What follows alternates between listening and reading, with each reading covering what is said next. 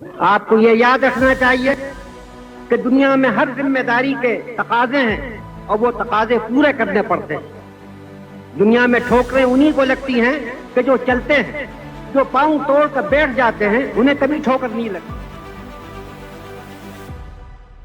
بھارتی تاریخ میں ایک ایسا نام جس نے کم سنی میں اپنی ذہانت و فطانت سے ملک و قوم کو حیران و شستر کر دیا۔ متضاد حیثیتوں پر مبنی زندگی کے مالک مولانا ابوالکلام آزاد ایک زبردست صحافی، عالی مرتبہ مجتہد، عظیم دانشور، بلند پایہ مفکر، فلسفی اور جنگ آزادی کے عظیم رہنما تھے۔ مولانا ابوالکلام آزاد کی پیدائش 1888 میں مکہ معظمہ میں ہوئی۔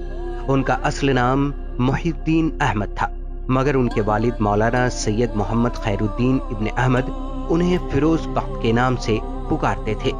اپنے والد سے ابتدائی تعلیم حاصل کرنے کے بعد آزاد مصر کی مشہور درسگاہ جامعہ ازہر چلے گئے، جہاں انہوں نے مشرقی علوم کی تکمیل کی۔ عرب سے ہجرت کر کے بھارت آئے تو کلکتہ کو اپنی سرگرمیوں کا مرکز بنایا۔ یہیں سے انہوں نے اپنی صحافتی اور سیاسی زندگی کا آغاز کیا۔ انہوں نے یہیں سے 15 برس کی عمر میں لسان الصدق جریدے کی ارادت کی اور سن 1912 میں 20 برس کی عمر میں الہلال کے نام سے ایک ہفتہ وار اخبار نکالا۔ یہ پہلا باتصویر سیاسی اخبار تھا۔ اس اخبار میں انگریزوں کی پالیسیوں کے خلاف مضامین شائع ہوتے تھے، جس پر انگریز حکومت نے پابندی لگا دی۔ اس کے بعد مولانا آزاد نے انگریز مخالف پالیسیوں پر دوسرا البلاغ اخبار جاری کیا۔ مولانا آزاد کا مقصد جہاں انگریزوں کی مخالفت تھا، وہیں قومی ہم آہنگی اور ہندو مسلم اتحاد پر ان کا پورا زور تھا۔ انہوں نے اپنے اخبارات کے ذریعے قومی وطنی جذبات کو بیدار کرنے کی کوشش کی۔ مولانا ابوالکلام آزاد سیاسی محاذ پر بھی سرگرم رہے۔ انہوں نے تحریک عدم تعاون، بھارت چھوڑو اور خلافت تحریک میں بھی حصہ لیا۔